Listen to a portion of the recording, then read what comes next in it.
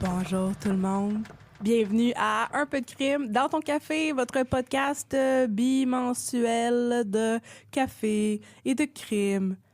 Et nous sonnons sans doute super différentes aujourd'hui. On est tellement excités. On est vraiment énervés. On est vraiment énervés. Qu'est-ce qui se passe de spécial, Audrey, aujourd'hui? Alors, Explique aujourd'hui, ce qui se passe. grâce à mon bon ami Guillaume qui nous écoute de l'autre côté, on peut enregistrer dans un actual studio comme Beyoncé. On se sent vraiment spécial. Un gros merci, Guillaume. On est vraiment excités. Donc, on passe notre vendredi saint ensemble à enregistrer des histoires de crimes. Puis là, on n'a plus à s'inquiéter de la connexion Internet, des Non. micros qui ne connectent pas. Puis Catherine puis moi, on peut se faire des grimaces puis se toucher. Oh, C'est magique. On peut même prendre un café ensemble. C'est effrayant. Puis là, tout le monde va pouvoir voir mes grimaces que je fais pendant que Hey. tu me racontes des... Hey! Les C'est gens vont pouvoir voir malade. l'évolution de mes cheveux. C'est malade. Ça fait tellement bizarre de pas comme t'entendre dans mes oreilles. Je comprends juste pas ce qui se passe. Je trouve ça vraiment incroyable. Alors, bienvenue à Un peu de crime dans ton café. Là, il faut que je parle comme si je te racontais à toi. Oui. Toi, Audrey, bienvenue à Un peu de crime dans ton café. Merci. Aujourd'hui, on va boire du café ensemble Yes, sir. et on va parler d'un crime et on va comme rire beaucoup parce que comme on a décidé d'être moins triste, qu'on est encore triste des orphelins du Plessis. Fait qu'on... Alors, notre café, c'est un café un peu spécial Yes.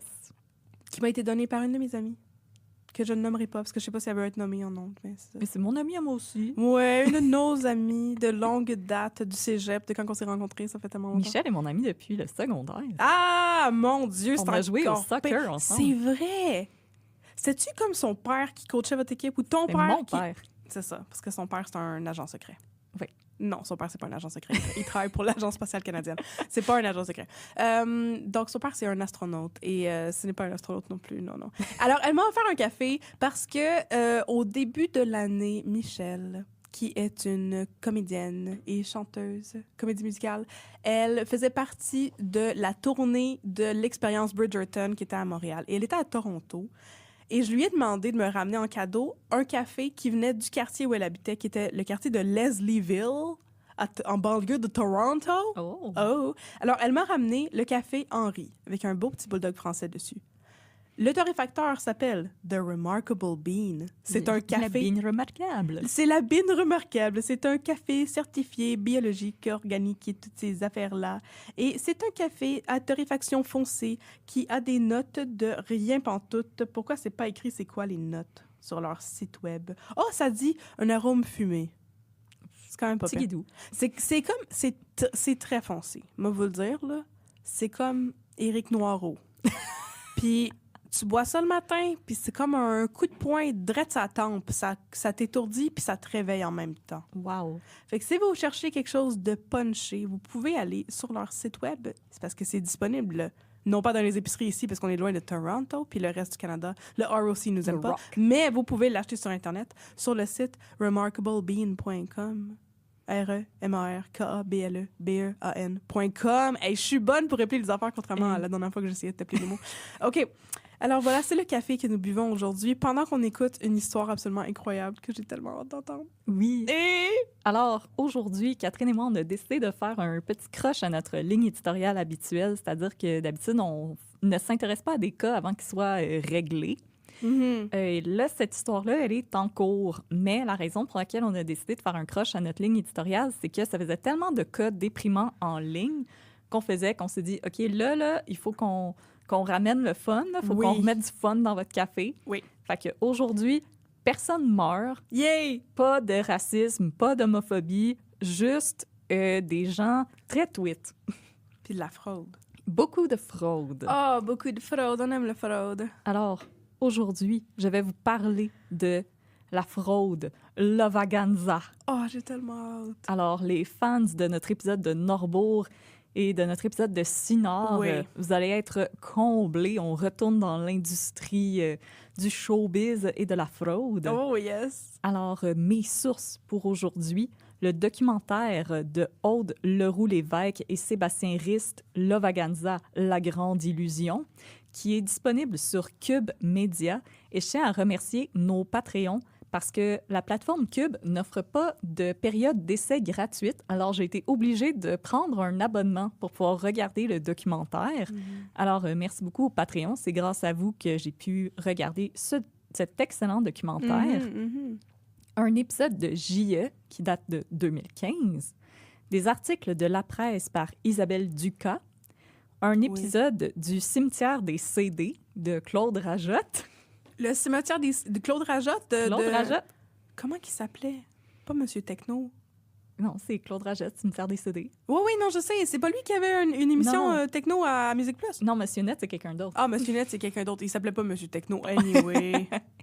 Et je tiens bon aussi... plus de café, je pense. Je tiens aussi à dire un merci spécial à notre bonne amie, à Catherine et moi, Pierre-Luc, qui a accepté de répondre à mes 1001 questions sur l'industrie du cinéma au Québec. Oui. Alors, merci infiniment, Pierre-Luc, pour ta patience. Parce qu'on a déjà statué que je sais pas c'est quoi des producteurs, puis j'ai aucun respect pour le logo des Olympiques.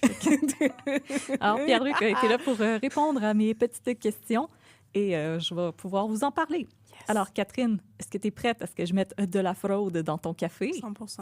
Yes, sir. 100%. Je vais boire plus de café pour être plus réveillée. Alors, partie 1. Oui. J'aurais voulu être un artiste. Jean-François Gagnon. Fallait que tu me dises que tu allais chanter ça, j'aurais embarqué avec toi, mais j'avais du café dans la bouche! OK, correct. Vas-y, je suis fâchée, là. Jean-François Gagnon a toujours voulu percer dans le showbiz. Déjà dans son album des finissants de l'école secondaire La Mortagne à Boucherville, à côté d'une photo où il arbore fièrement des Frosted Tips, on peut lire « Qui détient le record de tous les temps pour les retards à la polie de la Mortagne? Et oui, vous l'avez devant vous, c'est le démon blond. Artiste par excellence, que ce soit en théâtre, en dessin ou en écriture, JF deviendra sûrement une grande vedette de musique grâce à ses talents de batteur avec son groupe rock Citizen Kane. » Il y avait tellement so much to unpack, comme on dit dans cette affaire-là. OK, les Frosted Tips, comme Lance Bass dans NSYNC. Là, Yes. OK. T'as-tu compris? Le démon blond, c'était pas le surnom de Guy Lafleur. Exactement. Qu'est-ce qui se passe? Puis là, son band, Citizen Kane. Orson Welles. Va donc donner tes cours sur Orson Welles dont tout le monde se Dans colle. tout le monde se calisse, comme dans Série Noire, c'est ça. Mon Dieu, il y avait donc des affaires dans cette histoire-là. Je sais. Wow. Puis on commence, là. Wow. Mais là, malheureusement, malgré son talent musical, le succès va prendre du temps pour arriver dans la vie de Jean-François Gagnon. En attendant, il enchaîne les petits boulots, par exemple livreur d'épicerie à vélo. Ah, c'est le fun. Finalement, c'est en 1997, à 24 ans, que la patience de Jean-François va être récompensée quand son démo va tomber entre les mains du guitariste Aldo Nova, lui-même connu pour avoir travaillé entre autres sur des albums de Céline. Oh, c'est donc bien le fun. I'm alive. Alors, il va obtenir un contrat avec Sony Music Canada, ce qui n'est pas piqué des verres pour un premier album. Et il s'envole pour New York City pour une session d'enregistrement. Parce qu'il enregistre en anglais et qu'il compte conquérir la scène musicale internationale, Jean-François va adopter le nom d'artiste de Jet Sam. OK, non, c'est pas un bon nom d'artiste, mais j'étais justement en train de me dire Jean-François Gagnon, Francois Gagnon, ça aurait été un petit peu challenging. JFG. JFG. Oh, JFG. Comme JFK, mais pas pareil. Non. Ah. Puis là, Jetsam, ça signifie, et là je vous cite Jean-François Gagnon lui-même, « Lorsqu'un bateau est trop plein et qu'il y a des risques, on largue à la mer le surplus de stock. C'est ça qu'on appelle un Jetsam. » Je trouvais que c'était le nom qui me caractérisait le mieux par rapport au surplus d'émotions que je laisse aller dans mes chansons. Excuse-moi, il est en train de se qualifier lui-même de surplus dont on a besoin de se débarrasser pour qu'un avion vole. Non, c'était de ses émotions. Ah! Il parle de son trop-plein d'émotions. Tu peux t'appeler poubelle aussi, c'est un nom qui existe. On peut aller droit au but. Jetsam. Alors, Jetsam. Vidange. Jetsam signe un premier album, Drive, dont sont tirés 2 singles, You Know Me et For the People, comprenant 11 pistes. Alors, ça contient 11 pistes avec une production signée par Rick Wake, qui est aussi connu pour avoir travaillé avec Mariah Carey, Whitney Houston et les Twisted Sisters. On n'a pas les Twisted Sisters? L'album C'est qui Drive. les Twisted Sisters? We're not gonna take it. Oh, no, we ain't gonna take it. Oh, c'est fun. Hey, on peut chanter, puis là, on est comme synchro en même temps. Hey. C'est le fun. Je capote. Alors, l'album Drive, c'est un album concept qui raconte l'histoire non. de jeunes décrocheurs qui non. quittent le domicile familial pour former une chaîne humaine à travers le monde. Pardon? Pardon? J'étais comme Catcher in the Rye. Oh non, excusez, c'est allé complètement ailleurs. OK, un jeune décrocheur qui fait une chaîne humaine. Mais c'est quoi le but de faire une chaîne humaine? Garde l'idée de la chaîne humaine en tête. OK, mais On va y revenir. la chaîne humaine, elle va-tu dans le fond de l'eau? Ou elle flotte? Ou Écoute, on monte sur des petits pédalos en forme de cygne. Oui. Alors, derrière la trame principale, Jérémy et Emmanuel vivent une histoire d'amour qui finit mal. C'est pas un concept album, là. Ça, c'est comme Phénoména, là. C'est genre un rock opera, Un là. opéra rock. Un opéra rock de chaîne humaine. Mais pourquoi faire une chaîne humaine? Je vais t'en reparler tantôt. Oui, mais c'est quoi le but? Je sais que tu vas m'en reparler, mais je C'est me la questionne. paix dans le monde. Parce que tout le monde s'aime puis tout le monde se tient la main. On peut saillir et se tenir la main aussi. Je suis contente d'avoir déjà poké des trous dans cet argumentaire. Ouais. À son émission Le cimetière des CD, le critique Claude Rajotte, qui n'est pas connu pour avoir la langue dans sa poche, va octroyer la très respectable note de 7 sur 10 à l'album. Quand même! C'est quand même... Oui!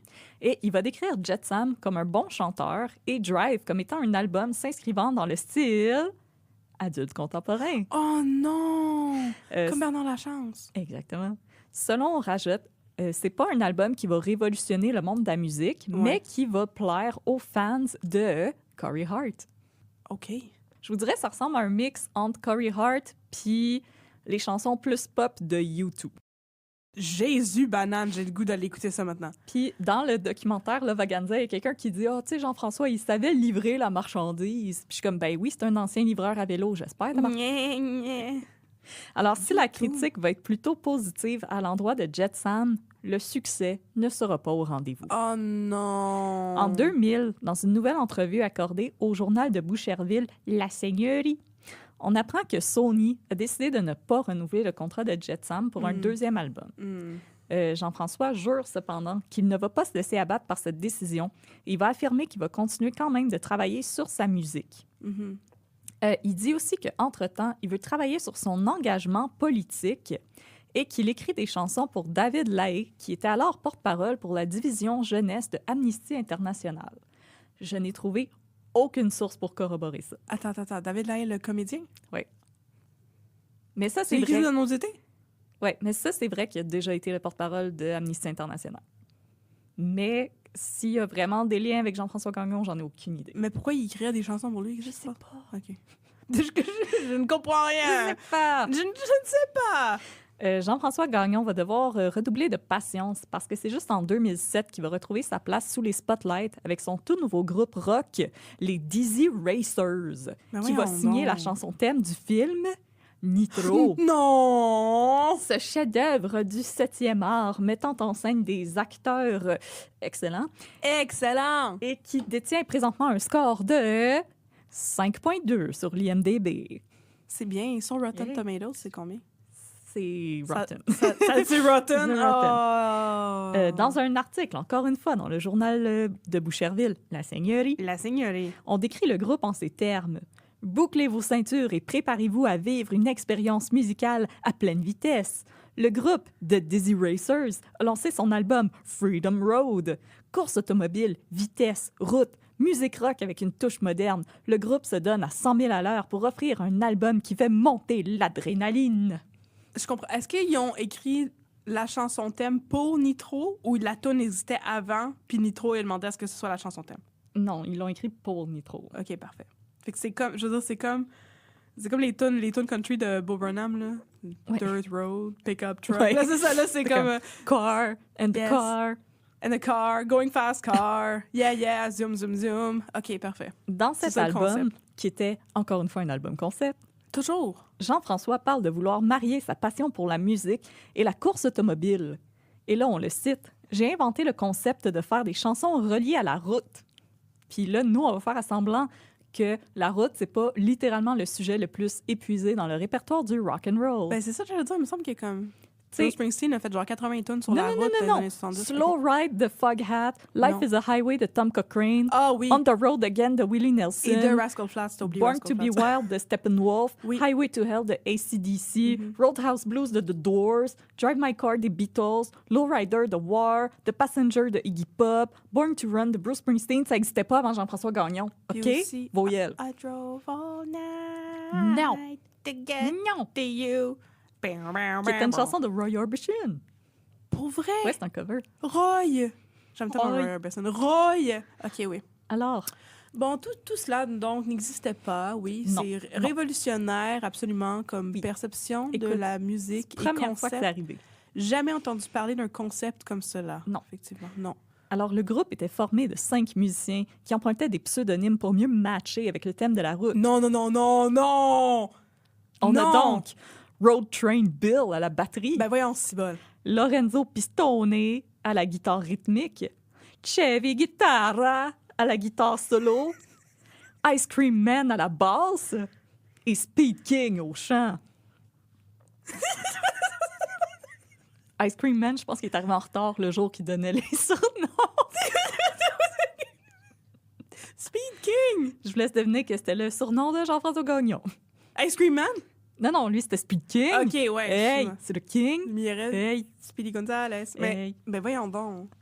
Le groupe va quand même rencontrer un certain succès Ouais. parce qu'il performait pendant des événements corporatifs en lien avec les chars. Les chars, le Et- salon de l'auto. Confiant en l'avenir du groupe, Jean-François Gagnon va raconter en entrevue qu'avant de lancer un groupe, il avait l'intention d'écrire un film qui racontait l'histoire de conducteurs automobiles qui allaient former une chaîne humaine autour du monde.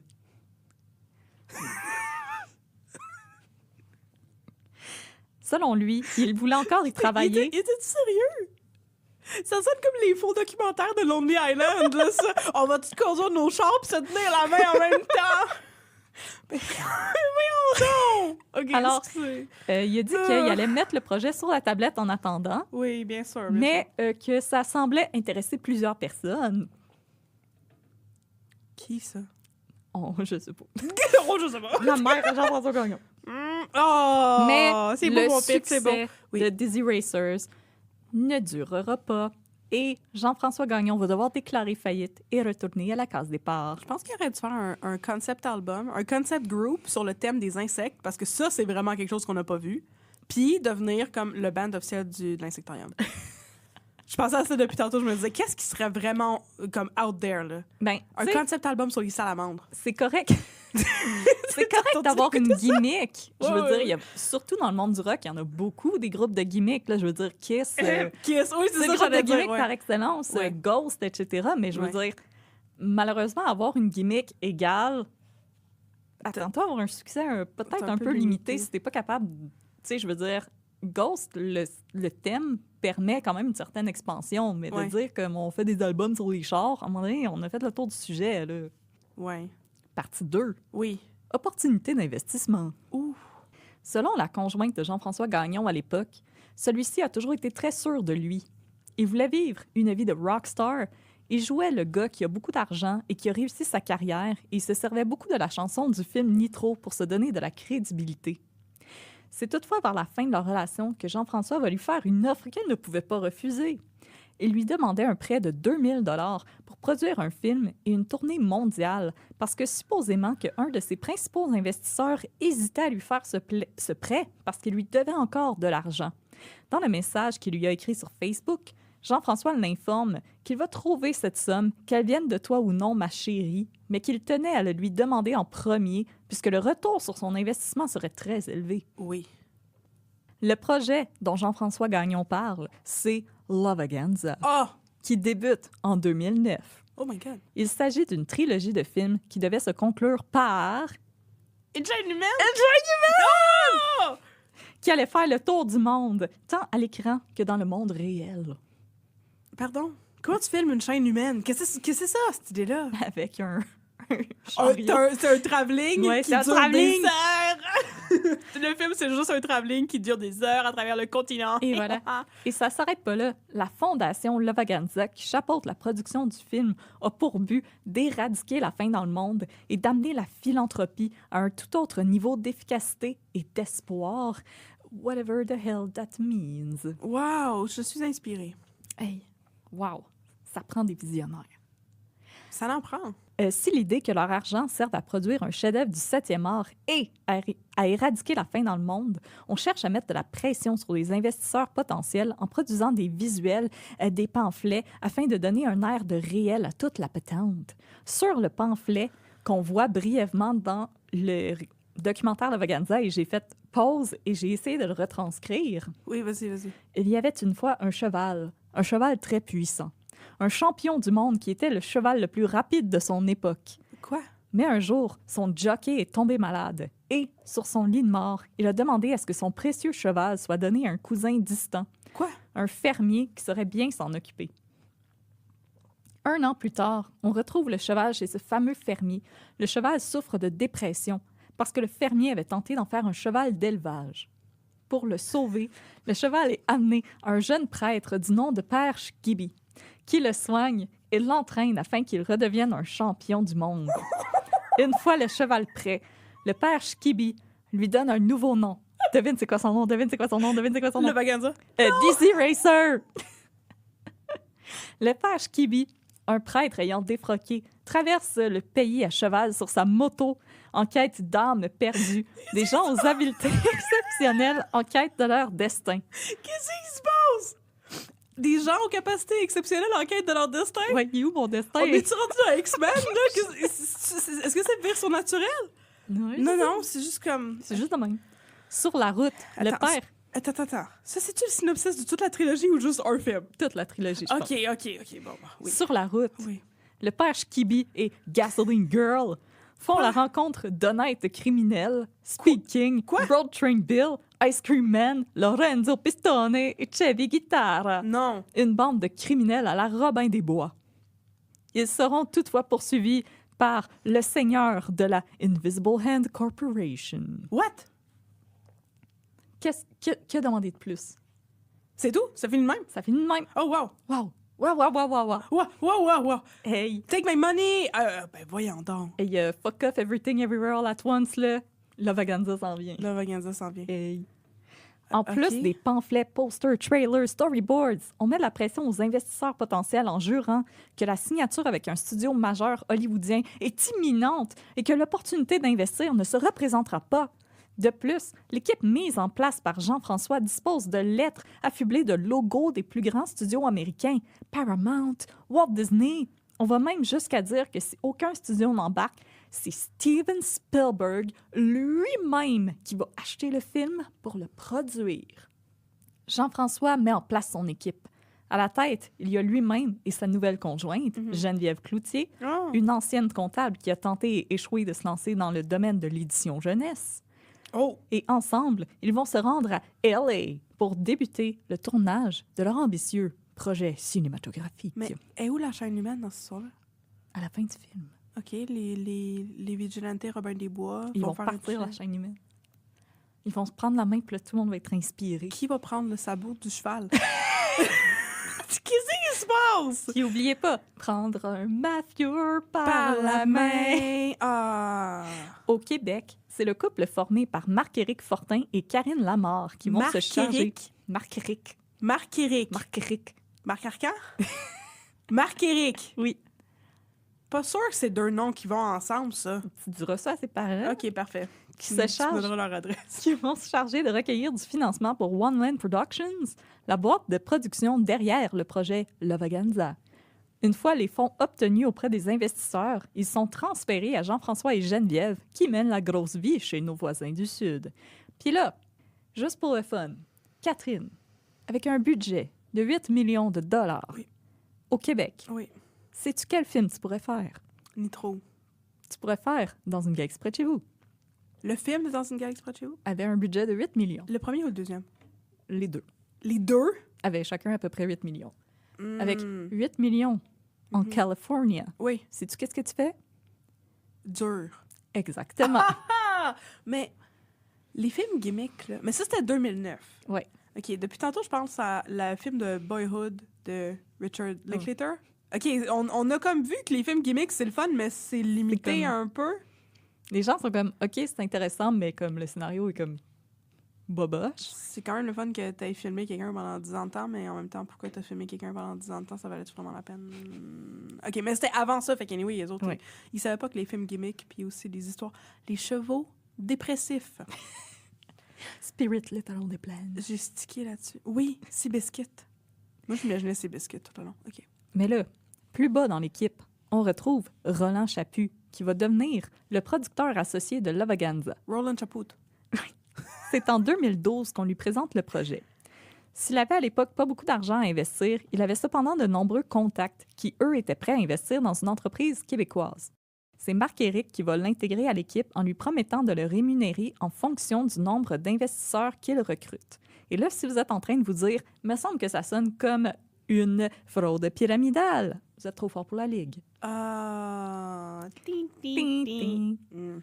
Recruté par Karine Lamarre, on va également retrouver Jean-François Simard, qui va devenir le concepteur graphiste pour OneLand. C'est lui qui est en charge de produire les infolettres, les pamphlets, les dépliants. Et dans le documentaire Lavaganza, il va raconter qu'il avait l'impression de changer le monde. Il dit « Faire de l'argent, faire des films, aider les enfants, qu'est-ce que tu veux de mieux comme trip? » Ça me rend triste. C'est pas faux. Au moment d'être sollicité, les investisseurs vont se faire promettre jusqu'à parfois 10 fois de rendement sur leur mise initiale. Pour officialiser la chose, on leur fait remplir un billet à ordre, un document qui stipule que le débiteur, soit Jean-François Gagnon, va s'engager à rembourser ses créanciers leurs dettes. Une fois un contrat de production signé avec un studio majeur hollywoodien. Aussi, pour amadouer les investisseurs, les collaborateurs Marc-Éric Fortin et Karine Lamarre vont encourager les gens en faisant appel à leurs valeurs. Donc, ils vont beaucoup vanter le caractère humanitaire du projet Lavaganza. Donc, c'est pas investir dans un film, c'est investir dans la paix dans le monde. Et une chaîne humaine. Et une chaîne humaine. Et aussi, anéantir la faim. Et voilà. La fin de la faim. C'est la fin de la fin. La sollicitation va cependant avoir un aspect prédateur qu'on ne peut pas passer sous silence. La majorité des gens courtisés, c'est des gens qui ignorent tout de l'univers du cinéma et de son fonctionnement. Ainsi, des investisseurs floués témoignent dans le documentaire qu'ils étaient séduits à l'idée que leur argent se rende à Hollywood pour financer le projet de Monsieur très connu. D'autres investisseurs, eux, disent qu'à l'époque, ils souhaitaient investir dans une entreprise québécoise prometteuse qui voulait faire rayonner notre culture à l'étranger. Donc, les gens avaient vraiment des bonnes intentions quand ils investissaient là-dedans. Là. Ils allaient vraiment avec leur cœur. Ben non, je sais. Ça me rend triste, tout ça. Puis, honnêtement, les gens qui témoignent dans le documentaire Lavaganza, j'avais vraiment de la peine. Tu vois que c'est vraiment comme des gentilles personnes là, qui voulaient aider quelqu'un. Qui étaient charmées par ce scénario de cheval dépressif. Alors, partie 3, je m'en vais à Cannes, je vais faire du cinéma. À Cannes? À Cannes? Mais ne va pas à Cannes, qui veut? Je vais t'en parler. D'accord. Sur les réseaux sociaux, parmi une pléthore de photos où on les voit défiler dans des destinations de rêve, Jean-François et Geneviève postent également des photos d'eux en train de travailler avec des airs hyper sérieux sur des laptops. Nous aussi, on fait ça. Ouais. Ah! Hey! J'ai l'impression d'écrire Inception à la puissance 10, affirme Jean-François Gagnon dans un post sur sa propre page Facebook. Assurez-vous d'apporter un cahier de notes à la première. Il aurait dû demander à Christopher Nolan de scénariser cette histoire de cheval dépressif. Ça aurait été intéressant. Hey. Mais je pense qu'il y a d'autres choses. C'est un cheval, mais c'est un agent secret, mais c'est dans un rêve. Dans le temps. Puis tout le monde marche avec par en arrière. l'amnésie. Oui, puis c'est la guerre aussi, c'est vrai. Ouais. Avec Tom Hardy. Par contre, les premiers investisseurs de Lavaganza, ils sourcillent un petit peu. Il va pas longtemps, tu avais besoin de 2000 pièces, puis maintenant, tu es dans une demeure luxueuse en Grèce. Mais on essaye de rassurer les investisseurs en affirmant que Jean-François et Geneviève n'ont pas le choix de mener le même train de vie que Steven Spielberg s'ils veulent le rencontrer, tu sais. Mais je pensais qu'il avait déjà promis qu'il allait financer leur projet. Oui, mais il faut continuer d'être son ami, il faut continuer de le croiser, tu sais. Je pense pas que c'est le même ça marche. Au moment de recruter une équipe à Los Angeles... Il n'a rien fait, Steven Spielberg. C'est pas de sa faute, Steven Spielberg. Non, c'est pas sa faute. Je suis triste pour Steven Spielberg. Je vais parler de Steven Spielberg tantôt. His good name is getting besmirched par cette histoire. Pour débuter le tournage de Lavaganza, On va aussi beaucoup capitaliser sur l'image de cette belle vie idyllique qu'ils vivent à l'étranger. Oui. On va donc recruter Nick King, Eric Ledja et Dylan Schneider, respectivement premier assistant réalisateur, deuxième assistant réalisateur et directeur photo, qui vont raconter qu'ils étaient charmés par ce petit couple de Québécois qui s'était établi en Californie pour faire des films. Lui était une rockstar connue pour avoir composé la chanson thème d'un film à succès, et elle, une cascadeuse retraitée. Quoi? Depuis quand? Jamais. T'as dit qu'elle était une comptable? OK. Ouais, mais Cool. à l'étranger, personne ne te connaît. Non, c'est vrai. Est-ce que tu penses qu'Éric Asselin aussi était un cascadeur retraité? Ouais. Nice. Ouais. Et en plus, leurs voisins, c'était Tom Hanks, Steven Spielberg, J.J. Abrams et Ben Affleck. Oh non, pas Ben Affleck. Ben Affleck. Pauvre Ben Affleck. Laissez-le tranquille, ça va assez mal de même sa vie. C'est un alcoolique. Puis en plus, à l'époque, Nick, Eric et Dylan, ils en étaient à leur début dans le domaine du cinéma, puis le projet leur paraissait assez crédible. Oui, c'est un cheval qui est en dépression, qui se fait sauver par un prêtre, qui a du sens. défroqué. Qu'est-ce qui se passe? Je suis encore stické là-dessus. Je comprends pas ce scénario-là. Personne comprenait le scénario. Un cheval en dépression. Personne comprenait le scénario. Un curé défroqué. C'est quoi cette idée-là? OK, il est long, le coq. Je pense qu'ils ont essayé de faire un Mad Lib, puis ils ont rempli ça tout croche, puis ça a donné le scénario. OK, oui. Au Québec, la sollicitation va bon train et à LA, on débute le tournage de The Sunshine Shop, un court-métrage que Jean-François et Geneviève comptent présenter à Cannes pour attirer l'attention des plus grands studios américains sur leur projet. Roland Chaput avoue avoir été assez surpris par cette annonce parce qu'il n'avait même pas connaissance qu'il y avait des acteurs qui avaient été recrutés pour le projet. Mais bon, il connaissait pas grand-chose à la production cinématographique, alors il continue de faire son travail, c'est-à-dire solliciter des dons pour financer la Vaganza. Le tournage de The Sunshine Shop va débuter à Lancaster, en Californie, parce que Jean-François Gagnon désirait tourner des scènes au Club Ed, un petit café à la façade turquoise situé en plein milieu du désert Mojave. Construit à l'origine pour le film de 1991, Eye of the Storm, mettant en vedette Dennis Hopper, le décor a aussi été aperçu dans The Devil's Rejects de Rob Zombie et des épisodes de Star Trek Voyager, DOC et The X-Files. Au dire de l'équipe, ça s'est assez bien passé. Une fois les scènes capturées, Jean-François Gagnon va exiger de tourner au Calvary Baptist Church, également situé dans le désert Mojave et connu pour avoir servi de décor au mariage tragiquement interrompu de Uma Thurman dans Kill Bill 2 de Quentin Tarantino. Oui, OK. Si l'équipe technique se dit ravie de tourner dans un lieu aussi pittoresque, ils vont cependant être surpris et confus quand ils vont arriver sur les lieux et s'apercevoir que Jean-François Gagnon a fait bâtir des décors qui masquent complètement la structure originale du bâtiment. Il y a aussi un membre qui va dire « c'est pas parce que tu as les décors de Tarantino que tu vas faire le film de Tarantino. » Effectivement. Il y a comme d'autres choses en arrière. D'un film de Tarantino? Oui. Étonnant. Tarantino, raconte-nous l'histoire d'un cheval déprimé. Ce serait vraiment bon. Qui part en un rampage. Les premières images commencent à parvenir au bureau de One Land Productions. Si celles-ci sont très belles, très léchées, il y a un doute qui commence à planer sur l'équipe. Il y a quelque chose qui cloche. On dirait qu'il manque quelque chose pour que The Sunshine Shop, ce soit un vrai de vrai court-métrage. Il y a beaucoup de dialogues, les scènes s'éternisent quand elles auraient pu être coupées. Les acteurs, c'est des gens complètement inconnus du milieu qui ressemblent comme un petit peu aux acteurs qui étaient supposés de faire partie de la distribution. Par exemple, c'était Matt Damon qui était supposé de jouer le père Shkibi. OK. Mais malgré les hésitations, Jean-François et Geneviève annoncent que le court-métrage va faire partie de la sélection officielle du Festival de Cannes en 2013. L'équipe est surexcitée. On fait imprimer des posters sur lesquels on va voir la célèbre couronne de laurier, emblématique du festival. Les pages web du projet Lavaganza vont bientôt montrer des images de Jean-François et Geneviève, Marc-Éric et Karine qui défilent tout sourire sur les tapis rouges de Cannes.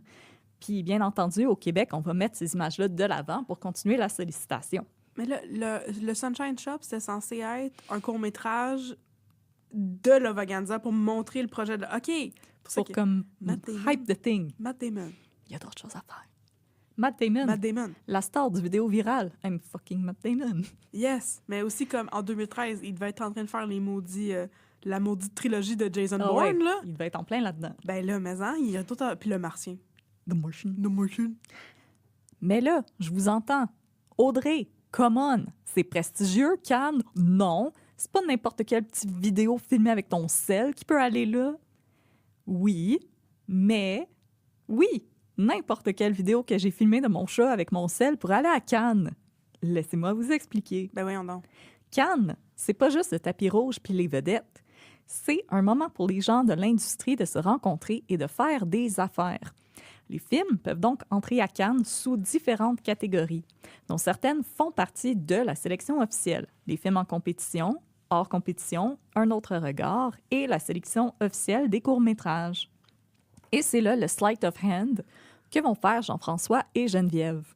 Au moment d'affirmer que le court-métrage de Sunshine Shop va être en présentation à Cannes, les investisseurs vont s'imaginer qu'il va faire partie de la sélection officielle, mais non. The Sunshine Shop fait partie d'un autre événement de Cannes, le Short Film Corner.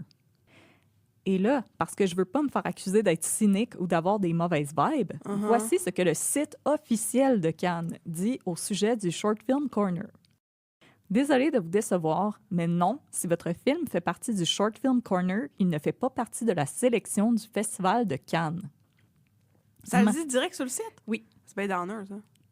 Même si celui-ci fait partie des événements en lien avec le Festival de Cannes sous la bannière de Cannes court-métrage, celui-ci fait plutôt partie du marché du film, un événement s'adressant aux projets en quête de financement. Les critères d'éligibilité pour le Short Film Corner sont peu exigeants, ce qui signifie qu'il n'y a aucun prestige en lien avec l'événement. Ainsi, dire à tous et toutes que votre court-métrage présenté au Short Film Corner fait partie de la sélection de Cannes, et je vous jure que je cite le site de Cannes, « makes you look like a dick ». Ben voyons donc. Ben, c'est des Français, hein? Oui. Vous avez l'air d'un connard. En d'autres mots, vous avez présenté votre film pendant Cannes, mais votre film ne fait pas partie de Cannes en tant que tel. Jean-François et Geneviève vont tout simplement payer pour que The Sunshine Shop soit projeté pendant le Short Film Corner, pendant le Festival de Cannes 2013. Et Catherine, sais-tu qui a gagné la Palme d'Or en 2013? Est-ce que c'est Xavier Dolan? Non. Oh. C'est un film hyper controversé. Oh, est-ce que c'est l'affaire de Gus Van Sant de Tout le monde tout nu? Je sais pas. Mais il y a aussi beaucoup de monde tout nu. Je sais pas, qui? C'était La vie d'Adèle d'Abdelatif Kechiche. Oui! Et okay. Le jury d'honneur était dirigé par Steven Spielberg. Oh! Steven! Et aussi, pendant le Festival de Cannes, il n'y a pas toujours des gens sur le tapis rouge. Alors, vous pouvez tout simplement engager une équipe de photographes pour vous prendre en photo sur le tapis rouge. C'est un service qui est offert, ça coûte donc 200 $. Puis on vous fait un petit photoshoot professionnel de vous dans vos plus beaux habits sur le tapis rouge. C'est ça qu'ils ont fait. Ils se sont payés des photographes, sont allés se tenir sur le tapis rouge. Qu'est-ce qu'on attend pour aller à Cannes, d'abord, si c'est facile que ça? Partie 4. Avec la bénédiction de Steven. Oui. Oh. Pour le 40e anniversaire de Marc-Éric Fortin, les productions One Land vont décider de louer un restaurant en entier pour son fondateur, en plus d'inviter l'équipe en entier et les 100 plus importants investisseurs du projet. Mais la vraie chandelle sur le gâteau de fête de Marc-Éric, c'est le message que sa conjointe Karine va lui lire devant les yeux ébahis de leurs invités. Là, je l'ai traduit. Un message très spécial d'un ami très spécial. Certains d'entre vous ne me connaissent pas encore personnellement, mais j'ai l'impression que nous sommes déjà tous comme des vieux amis, puisque cela fait un bon moment que j'espionne votre quotidien d'un endroit très privilégié. Non. Bien des choses se sont produites depuis 2009, soit ce moment historique où j'ai eu le privilège d'assister en secret, comme je le fais toujours, à une rencontre avec un jeune homme qui n'avait pas encore conscience de toute la pression qui serait bientôt mise sur ses épaules. Je ferai tout ce qui est humainement possible afin que ce projet se concrétise. C'est ce dont le monde a besoin. Le monde a besoin de vous. Nous avons tous besoin de vous. Ensemble, mettons tout en place afin que cela arrive. Je vous prie de recevoir mes plus sincères salutations de la part de ma femme, de mes enfants et moi-même. Signé votre producteur et ami, Steven Spielberg. Mais c'est genre trop rien parce que Catherine puis moi aussi, on a reçu une lettre de Steven Spielberg, une lettre full officielle que je vais vous lire maintenant. OK, vas-y. J'ai récemment eu la chance d'écouter le podcast de True Crime, un peu de crime dans ton café. Wow! Et je dois dire, je suis franchement impressionnée de la qualité de la production Wow. au choix des récits. Ce podcast est de loin un des meilleurs podcasts que j'ai jamais entendu. Ce podcast s'intéresse aux histoires des victimes et de leurs familles en offrant une perspective unique et puissante sur chacun de ces cas. Oh. Les animatrices ont un véritable don pour la recherche et Absolument. parviennent à donner vie à chacun de leurs récits, Absolument. nous donnant l'impression d'y assister en temps réel. Merci, Steven. L'attention aux détails est impressionnante et les animatrices sont aussi drôles que fascinantes. Un peu de crime dans ton café est un incontournable pour tous les fans de True Crime et je le recommande chaudement à quiconque recherche un podcast unique qui sait se démarquer des autres podcasts de True Crime. J'ai bien hâte d'en entendre plus de mes animatrices préférées, Catherine et Audrey. Votre fan dévoué, Steven Spielberg. Wow! Puis là, si vous pensez que c'est pas Steven Spielberg, mais ChatGPT qui a écrit cette lettre-là, comment osez-vous me traiter de menteuse? Oh my God! Oh, wow! Je m'attendais pas à ça! Ah, merveilleux! Non, c'est pas ChatGPT. Non, c'est Steven qui nous a écrit. Oui. De cool. Oui. Est-ce qu'Éric Bruno peut nous écrire des lettres aussi dans ChatGPT ou... Oui.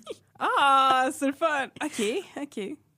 Pour en revenir à notre histoire, il faut savoir que depuis le tout début du projet Lavaganza, Jean-François nommait constamment Steven Spielberg à titre de mentor, de père spirituel de sa trilogie cinématographique. Holy crap! Ainsi, il affirmait que le réalisateur de The Twilight Zone, The Movie, l'avait pris sous son aile et agissait pour lui à titre de guide spirituel et qu'il était le gardien du projet Lavaganza. Et puisque c'est Jean-François qui avait déjà rencontré l'homme derrière les aventures de Tintin en 3D, il était le seul à avoir des contacts avec lui et tout le monde se contentait de le croire sur parole. Je te dis que tu as choisi les références de films de celui... C'est pas lui qui a fait genre E.T., Jurassic Park, puis... J'ai jamais entendu parler. Non, jamais entendu. OK, parfait. Aïe, les aventures de Tintin en 3D puis les Twilight Zone Movie. Intéressant. Intéressant. Parce que, selon Jean-François Simard, personne n'avait le droit de contredire ou de critiquer Jean-François Gagnon. Si quelqu'un osait soulever un doute au sujet de la démarche artistique du couple Cloutier-Gagnon, il se faisait aussitôt accuser de ne plus être dans son soleil, d'amener de la mauvaise énergie dans le bureau et de faire baisser les vibrations. Don't steal my sunshine. Oh, wow! Et là, Mauvaise si vous vibe. trouvez que le projet Lavaganza commence à avoir des allures de secte, est-ce que vous aimeriez faire de la recherche pour Catherine puis moi? Questionné pendant le documentaire Lavaganza, La Grande Illusion, le journaliste de GE, wow, c'est international. Le journaliste de GE, Pierre-Olivier Zappa, Ouais. confirme qu'à un certain moment, il y a eu des débordements et que le projet a pris une dimension sectaire. Lavaganza, c'était plus qu'un simple investissement. Le projet devenait un cercle social, un objectif auquel il fallait toujours contribuer grâce à son temps et son argent. Puis, une autre raison pour laquelle les investisseurs ont du mal à se défaire des mailles du filet tendu par le quatuor Gagnon-Cloutier-Fortin-Lamarre, c'est que chaque fois qu'ils tentent de se retirer du projet, on affirme qu'on est juste sur le bord là, de filmer avec un studio. Là. Fait que si tu débarques maintenant, là, tu récupéreras pas ton argent, là, il va être trop tard. Puis en plus, là, toi, tu vas être la personne là, qui a dit non à Steven Spielberg, là.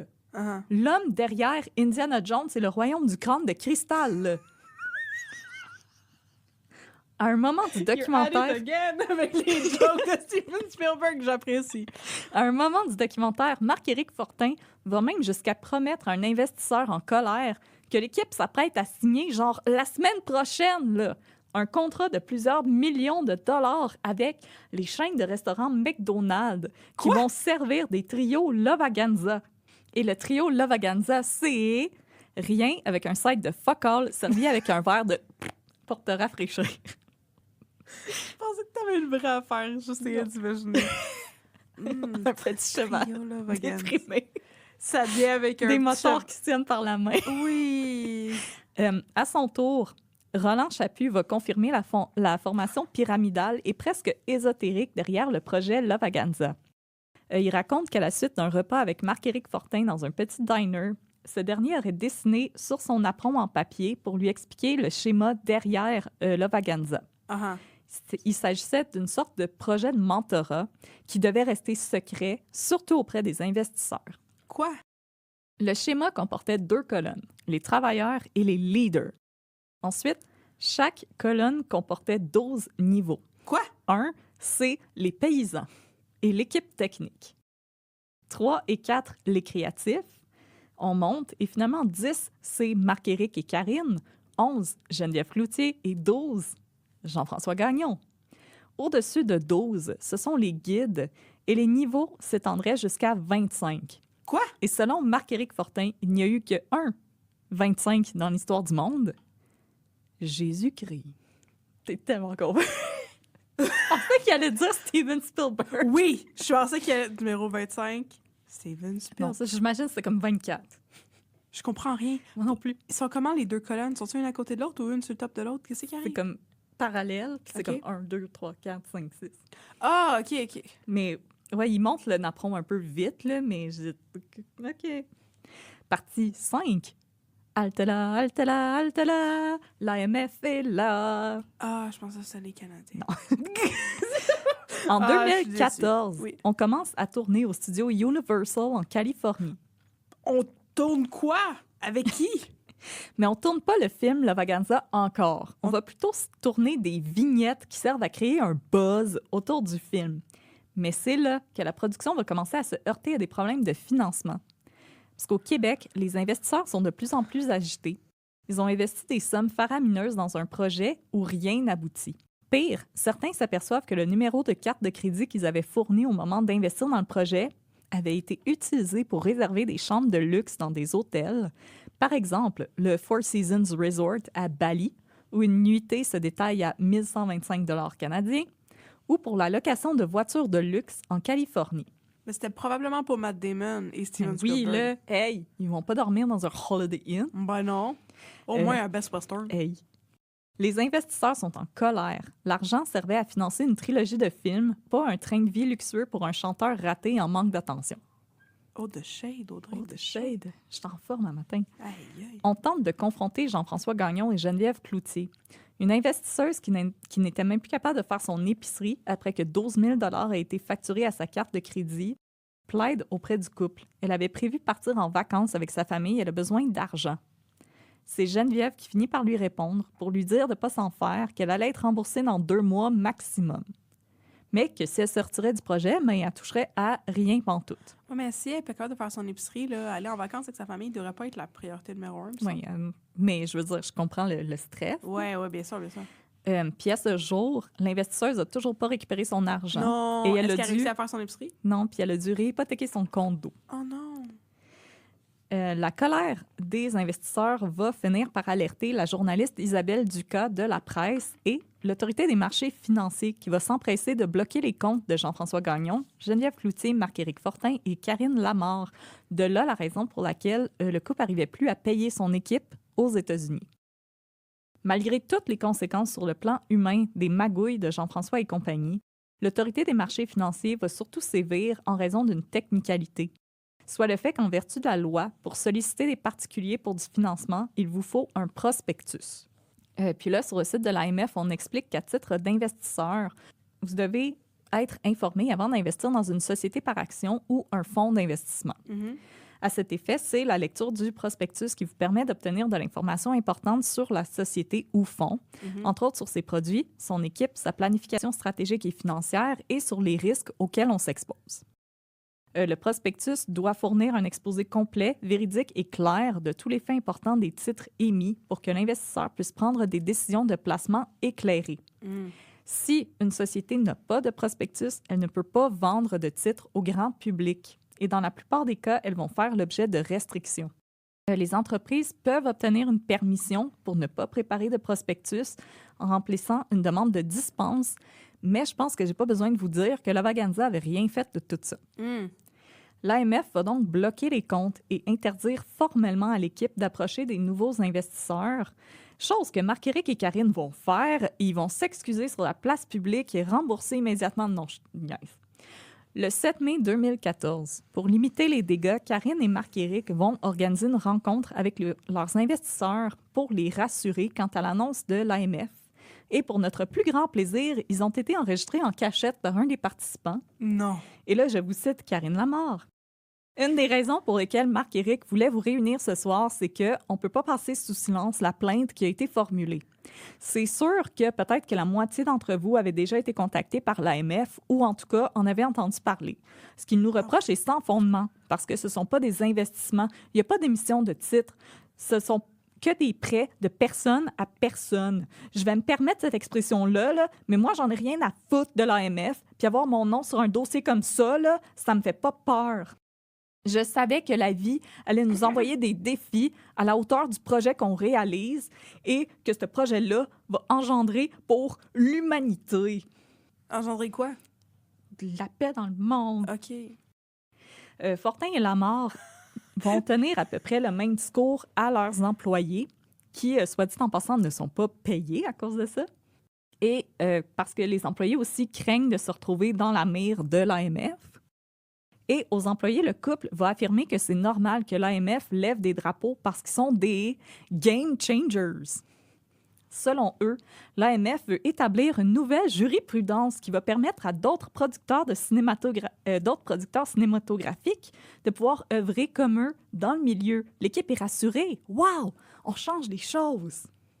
Mais l'équipe de Jean-François et Geneviève aux États-Unis n'est pas rassurée pantoute. Partie 6. Per diem, par favor. Ah! En Californie, l'ambiance sur le plateau de tournage est de plus en plus tendue. Ça fait longtemps que personne n'a été payé. Jean-François et Geneviève tentent de calmer le jeu en affirmant que parce qu'ils travaillent sur un gros projet, c'est normal qu'il y ait des délais au niveau des paiements. D'autres fois, on va blâmer la comptabilité, le temps que l'argent met pour faire le voyage Montréal-LA. Pour certains qui nous écoutent, le fait de ne pas être payé pendant plusieurs semaines peut être un méchant esti de drapeau rouge, mais pour d'autres qui, comme moi, sont des travailleurs autonomes, c'est notre triste réalité. Les acteurs du milieu du cinéma font partie de cette catégorie, alors ils s'inquiètent pas trop des délais, t'sais. C'est louche. C'est louche, mais ça peut arriver. Oui, OK, on va dire. Mais la tension entre l'équipe et Jean-François va atteindre son paroxysme quand, après 3 jours, Jean-François et Geneviève n'ont toujours pas fourni de per diem à leur équipe. Pour nos auditoristes qui ignorent c'est quoi le per diem, c'est le taux journalier qui doit être payé à chaque employé quand ils doivent travailler à l'extérieur. C'est un montant fixe qui sert à couvrir les repas et le logement. La loi californienne prévoit les taux qui doivent être payés, et ce, dépendamment de la région dans laquelle le tournage a lieu. Par exemple, si vous tournez à Napa, c'est 213 $ pour le logement et 79 $ pour les repas. Puis ça, c'est pour chaque employé, pour chaque jour de tournage. Donc, après 3 jours de tournage où les employés sont forcés de payer de leur poche pour se loger et se nourrir, on confronte Jean-François et Geneviève pour obtenir leur per diem. En plus, GFNG, comme ils aimaient se faire appeler, ne fait pas dire qu'ils n'étaient pas au courant parce que le Québec aussi oblige qu'un per diem soit versé à vos employés pour des tournages à l'extérieur et le tout est encadré par l'Union des artistes. Merci Pierre-Luc de m'avoir expliqué c'est quoi un per diem. Yay! Donc, les dompteurs d'animaux vont repartir avec leurs animaux parce que fait que le cheval va être encore plus déprimé parce qu'il n'est pas payé. Il y a aussi un témoin anonyme qui va raconter qu'il avait été engagé par GFNG comme régisseur d'extérieur. Oh. Et que... Qu'est-ce que c'est ça? Un régisseur d'extérieur, c'est la personne qui trouve les lieux où on va tourner. Ah, un scout? Oui. OK, oui. C'est un peu comme un agent d'immeuble. Oh, OK, oui. Régisseur d'extérieur. Et il raconte qu'à un certain point, on lui devait près de 10 000 $ en factures impayées à lui et toute son équipe. Après plusieurs jours où GFNG joue aux épais, Geneviève va finir par lui dire du tac au tac « We don't have your fucking money ». Et oui, le duo à la tête du projet qui se déplaçait en Mercedes et restait dans des suites n'ont pas une maudite scène pour payer leur équipe de tournage. Ni pour payer le cheval déprimé. Exactement. Ah, pauvre cheval. Le régisseur d'extérieur décide d'abandonner le plateau, mais pas avant un dernier coup d'éclat. Se prenant toujours pas pour un 7-up, Jean-François avait exigé de pouvoir utiliser les mêmes objectifs Panavision que ceux utilisés par Sergio Leone au moment de tourner The Good, The Bad and The Ugly. Wow. D'une valeur inestimable, ces objectifs ne sont plus en production et on ne peut que les louer. Le régisseur savait que si ces objectifs venaient à disparaître, que GFNG serait dans le schnout jusqu'au cou. Le régisseur va donc se rendre auprès de l'assistant de production pour l'informer que Jean-François lui a demandé de prendre les objectifs pour les mener en lieu sûr parce qu'il n'y avait pas de gardien de sécurité sur le plateau. Puisque l'assistant le connaissait, il l'accepte. Il va même l'aider à transporter les valises jusqu'à sa voiture. Une fois les valises pactées, le régisseur met le pied au plancher, direction la prochaine ville. Il loue un entrepôt, il cache les objectifs, barre l'entrepôt et retourne chez lui. Ah, j'aime ça! Le lendemain, il est assailli d'appels et de messages textes de Jean-François qui est en panique, qui exige que lui soient restitués les objectifs Panasonic. Jean-François, lui, va même jusqu'à le traiter de maudit voleur et de criminel. Et le régisseur d'extérieur va dire comme « pot, kettle, black ». Yes. Et le régisseur d'extérieur lui dit « Je te redonne les objectifs quand moi puis mon équipe, on va être payés. » Oui. Et, étrangement, un courrier va se présenter chez le régisseur d'extérieur 1 heure plus tard avec un chèque. Yeah! Les objectifs. Est-ce que le chef, il va boing, boing, boing, boing, rebondir? Apparemment, non. Les objectifs sont restitués, mais cette journée de tournage va être la dernière pour le projet. Et à ce jour, Jean-François et Geneviève doivent presque 12 000 $ individuellement à chaque membre de l'équipe de tournage. Il y a donc lieu de se demander, Jean-François et Geneviève ont-ils déjà vraiment voulu faire un film ou est-ce que c'était juste un stratagème pour vivre une vie de rêve? Soit la vie à laquelle Jean-François prétendait et qui lui a toujours échappé. Jetsam. Jetsam. Partie 7. De quoi j'y me mêle? En 2015, Isabelle Ducas publie une série d'articles dans la presse qui lèvent le voile sur le projet Lavaganza et la vaste fraude qui le sous-tend. Peu importe les belles paroles de Marc-Éric et Karine, les investisseurs savent désormais sans l'ombre d'un doute qu'ils ont été volés. Selon les estimations de Ducas, c'est près de 20 millions qui auraient été détournés à environ 650 investisseurs. 20 millions! Aïe, aïe. L'ancienne conjointe de Jean-François, écœurée par les frasques de son ex, décide d'appeler les autorités pour que Gagnon fasse face à la justice. Elle va donc appeler Pierre-Olivier Zappa, journaliste à JE. Dans un épisode diffusé le 15 novembre 2015, Zappa compare Lavaganza à Norbourg et déplore que suite à ce débâcle, que l'AMF aurait dû apprendre de ses erreurs et être plus vigilante pour protéger les investisseurs québécois. Non, un petit peu, oui. Je tiens aussi à ajouter qu'à l'époque, on avait aussi pogné Sinard la main dans le sac à cacher de l'argent dans des comptes à l'étranger via le financement de productions télévisuelles et cinématographiques. On aurait vraiment dû être mieux équipé pour contrer ce genre de manigance. Absolument. Question de voir comment tout fonctionne, Zappa va contacter le VP du développement des affaires pour les productions One-Land en prétendant chercher une opportunité d'investissement. Marc-Éric Fortin mord à l'hameçon et un acteur embauché par JE va se rendre au Braise Café du quartier du 30 à Brossard pour y rencontrer le couple Lamar-Fortin qui va être capturé par une caméra cachée ou caméra café. Oh! Tout de suite, on va mettre de la pression à l'investisseur potentiel pour qu'il investisse un montant substantiel dans le projet Lavaganza.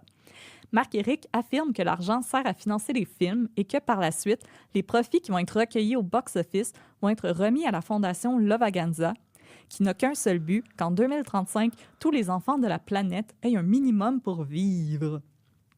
Ensuite, on fait visionner à l'investisseur des images déjà tournées pour le convaincre que le projet est bel et bien en branle et on fait entrer en scène le seul, l'unique, Steven Spielberg, le génie derrière 1941. Marc-Éric Fortin. Monsieur Spielberg et Jean-François Gagnon se rencontrent à peu près, je dirais que cet été, ils se sont vus une 20aine de fois. Il est un peu le mentor de Jean-François. C'est lui qui a coaché l'écriture des scénarios, puis c'est lui qui tire les ficelles par derrière. Et Karine, pour beurrer encore plus épais, on a beaucoup travaillé en collaboration avec des gens comme Julian Lennon, Bono, Bill Gates. Quoi? Il y a beaucoup d'intervenants qui collaborent en arrière-plan avec nous. Quoi? Quand l'investisseur émet des doutes en raison de l'enquête de l'AMF, Marc-Éric Fortin balaye le tout de la main et affirme fièrement ne pas respecter l'ordonnance émise par le tribunal. Le lendemain de la saisie de mes comptes, on a reçu un chèque de 20 000 $. On n'était même plus supposé collecter d'argent. Mon oncle, c'est un huissier. Il nous a avertis la veille. Il y a quelque chose qui s'en vient. Si je t'avoue, je sortirai l'argent des comptes. Quoi?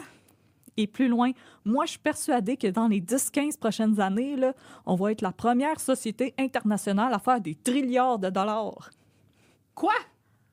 En parallèle, Zappa s'intéresse au couple Gagnon-Cloutier qui demeure toujours en Californie en 2015, et ce, malgré le fait que plus rien ne semble bouger pour le projet Lavaganza.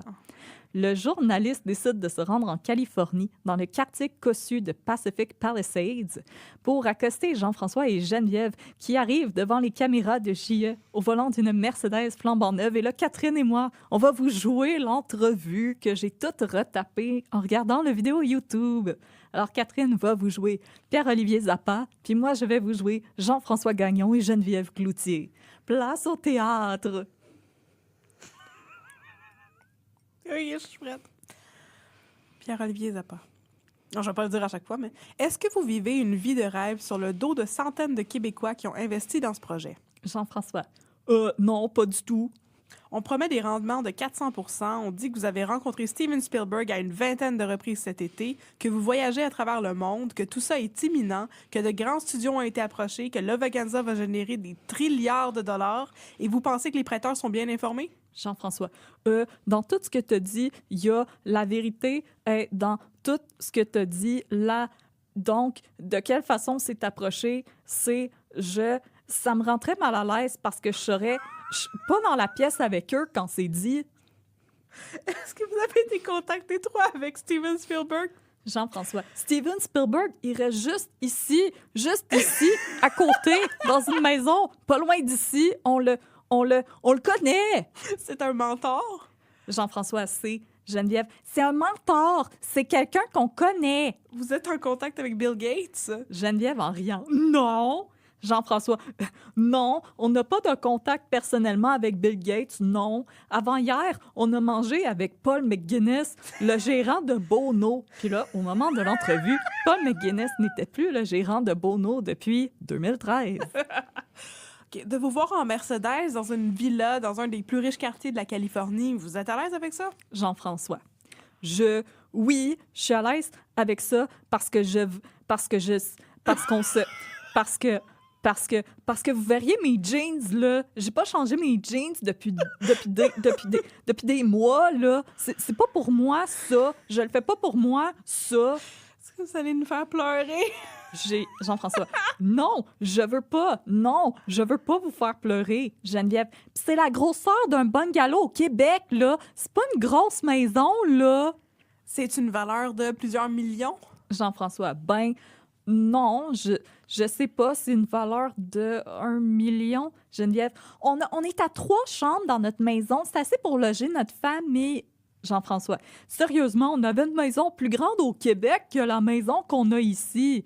J'ai cherché, le bail de location était de 10 000 US par mois. Nice. Et quand vous êtes à Rome, dans un 5 étoiles somptueux? Jean-François, quand on est à Rome, on est dans les endroits. Rome, c'est une belle. Au bout du compte, c'est quand même. Vous payez ça avec l'argent des investisseurs québécois? Jean-François, oui, non. Geneviève, non, c'est notre argent.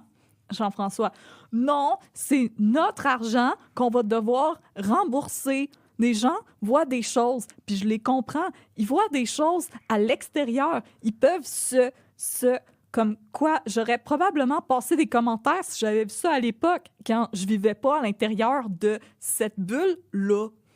Et pourquoi les films ne sont toujours pas complétés? Jean-François, c'est à cause de l'AMF. Geneviève, l'AMF a bloqué tous les comptes et a empêché et a nuit à tous ces prêteurs-là.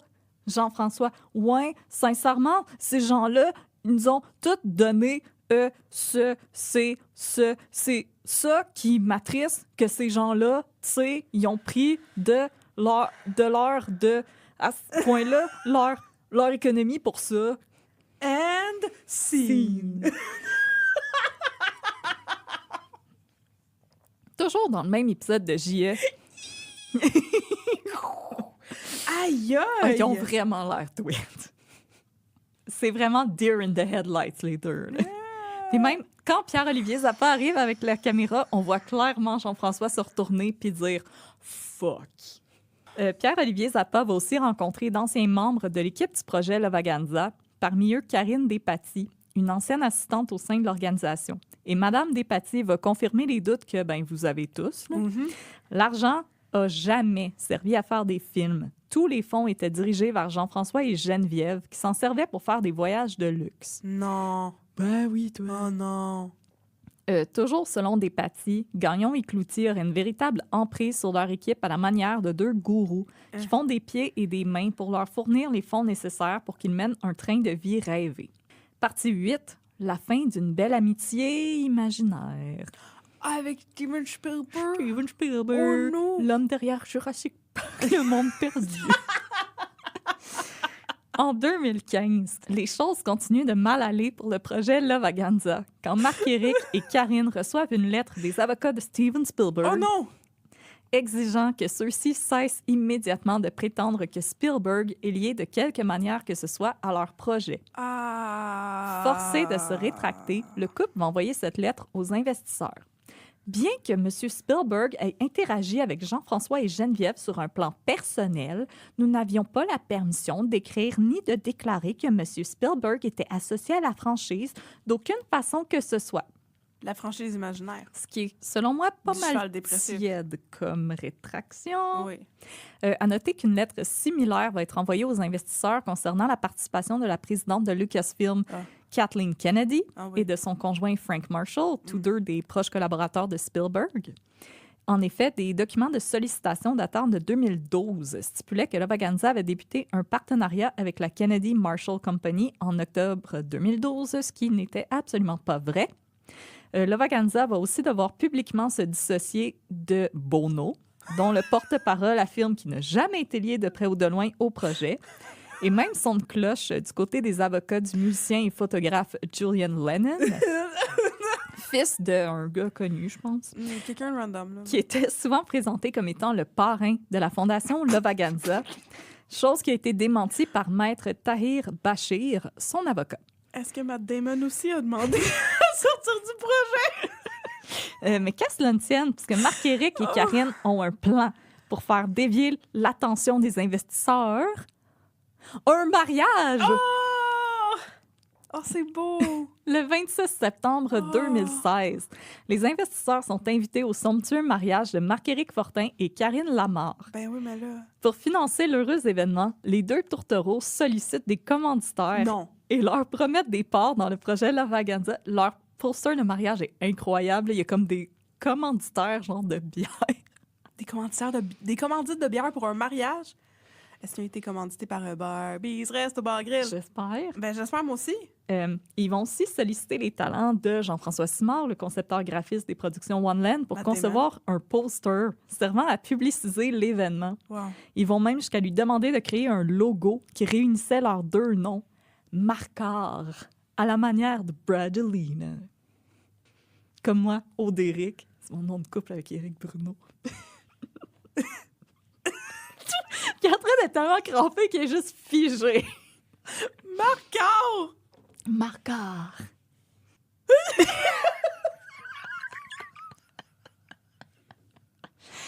Cette demande... Cette demande, c'est la goutte qui fait déborder le vase pour Simard, qui décide de quitter One Land Productions. Selon lui, son ex-employeur lui devrait près de 225 à 250 000 $ en factures impayées. Et tout le stress généré par cette affaire a éventuellement mis un terme à son mariage. Seul et sans le sou... Attends, c'est pas le mariage? C'est Marc-Éric Son Simard? mariage à lui, de Jean-François Simard.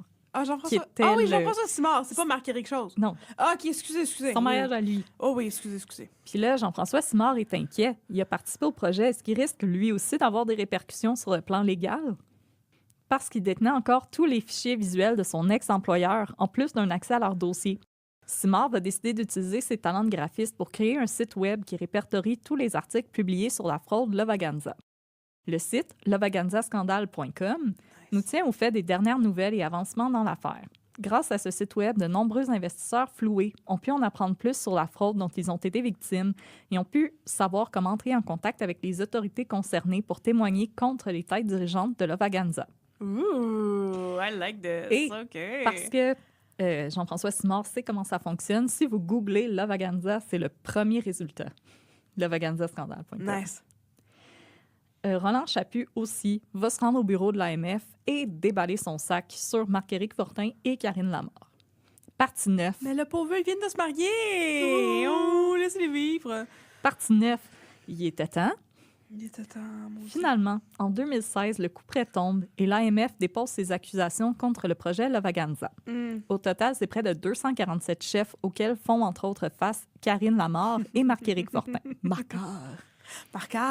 Parmi ces accusations, on retrouve des accusations pénales pour placement sans prospectus, exercice illégal de courtier, ainsi qu'entrave à une enquête. Exorcisme illégal de Les accusés font face au minimum à une amende de 900 000 $. Ah! Il faudra cependant attendre le 27 décembre 2017 pour que des accusations soient déposées contre Jean-François Gagnon et Geneviève Cloutier pour avoir recueilli des investissements sans respecter la loi pour financer le projet Lavaganza. Ils vont plaider non coupables et à ce jour, aucune date de procès n'a été annoncée pour le couple. En plus de l'enquête de l'AMF, c'est près de 75 investisseurs avec à leur tête Jean-François Simard et Roland Chaput qui vont joindre leurs forces pour porter plainte au SPVM contre les têtes dirigeantes du projet Lavaganza. Ensemble, ils réclament près de 1,4 million en frais impayés. L'avocat du regroupement, Jean-Daniel Kessy, dit avoir espoir pour les victimes, même si le processus risque de prendre plusieurs années. Cependant, il ne semble plus rien rester des sommes investies. Les comptes que l'AMF avait bloqués en 2014 étaient vides et leur contenu avait probablement été transféré aux États-Unis pour subvenir aux dépenses du couple Gagnon-Cloutier. De leur côté, Marc-Éric et Karine plaident d'abord coupables à respectivement 52 et 27 chefs d'accusation liés aux lois encadrant les investissements pour finalement se rétracter quelques semaines plus tard et demander à plaider non coupable. Tentant de plaider pour sa cause, Marc-Éric Fortin affirme en cours que son seul but dans tout ça, c'est d'amener le projet à la réussite pour que le Québec resplendisse à travers le monde. René Angelis se reverrait dans sa tombe en ce moment s'il savait ce qu'on est en train de faire, tellement c'est grand. Il y a 800 personnes maintenant qui font partie de ça. Il faut continuer, on n'a pas le choix. On est responsable de tous les argents, de tous les prêteurs. On porte sur nos épaules le 24 millions qui a été accumulé.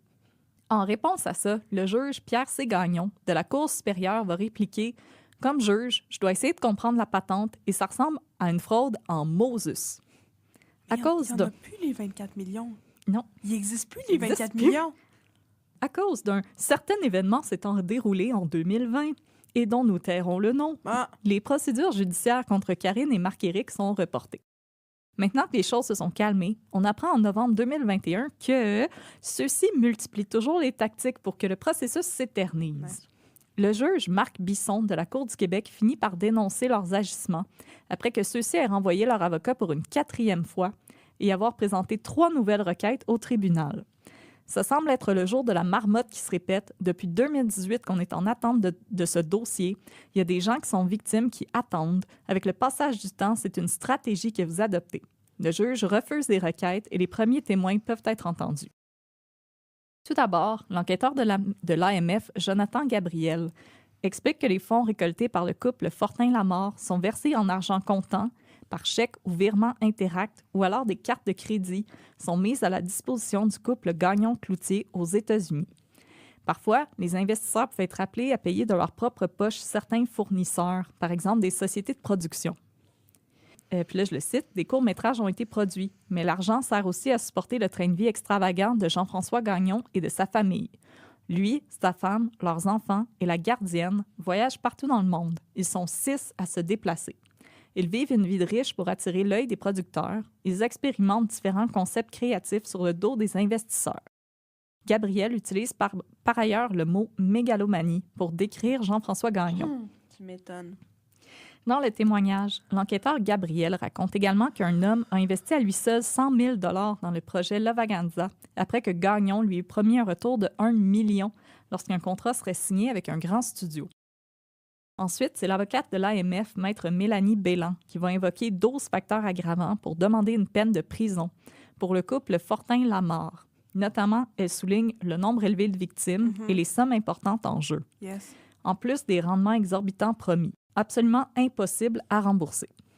Elle ajoute également que les risques de récidive du duo est absolu, soulignant que ceux-ci ont continué à solliciter des fonds, et ce, malgré les procédures judiciaires qui s'entamaient contre eux. Les choses s'annoncent mal pour Fortin et Lamar, mais ceux-ci n'avaient pas sorti leur dernière carte. En décembre 2021, une requête pour exiger que le juge Marc Bisson de la Cour du Québec, qui préside leur procès, soit récusé. Le couple fait appel à la Cour supérieure pour tenter d'obtenir le retrait du juge qu'ils accusent de partialité. Dans cette requête, on peut lire que le juge Bisson aurait agi d'une façon à compromettre l'équité des procédures et son attitude suscite une crainte raisonnable de partialité et il a ainsi perdu sa compétence, d'où la présente demande nécessitant une intervention immédiate d'un juge de la Cour supérieure. Sylvain Théberge, le porte-parole de l'AMF, n'est cependant pas dupe et dénonce cette nouvelle tactique du couple Fortin-Lamarre pour retarder l'imposition de la sentence. Bien sûr. Et c'est ici qu'on en est pour Marquard. Ils sont toujours pas retournés en cours et... Fait qu'ils n'ont pas eu leur sentence? Non, sont en attente. Partie 10, Catch Me If You Can. Non.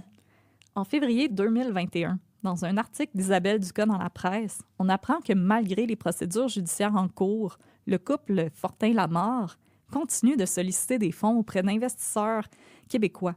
Ils se défendent cependant de récolter des fonds pour le Vaganza. Non. Cette fois-ci, ils sollicitent des fonds pour GFNG, le projet musical de Jean-François Gagnon et Geneviève Cloutier.